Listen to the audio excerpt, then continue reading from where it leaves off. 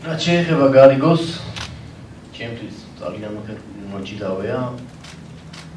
მოგიხსენებათ, რომ სადღაც 5 ჯერ დავმარცხდი ზედიზედ ამ სპორტსმენთან, მაგრამ საბოლოოდ ევროპის ჩემპიონატზე გავტეხე ეს ნავსი, დავამარცხე შევძელი და დღესაც მოვახერხე ვიტყვი, რომ ჩემი მონდომების და სურვილის ხარჯზე და სურვილის მქონდა, რომ ყველაზე მაგრად მინდოდა ტოკიოში ნებისმიერ წინდის მედალი მომეგო და გამეხარებინა ჩემი ოჯახი, ჩემი სამშობლო. ამისთვის ყველაფერი გავაკეთე, რაც შემეძლო და რაც არ შემეძლო.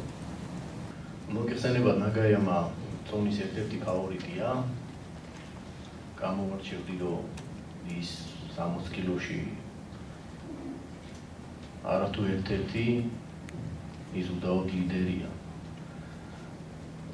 ორჯერ დავმარცხდი ამ სპორტსმენთან, ძალიან ძლიერი სპორტსმენია, მაგრამ ძიუდო ისეთი სპორტია, თუ მოინდომებ, ყველაფერს ჩადებ, დაუმარცხებელი არავინ არ არსებობს. და კიდევ ერთი რამ, მთელი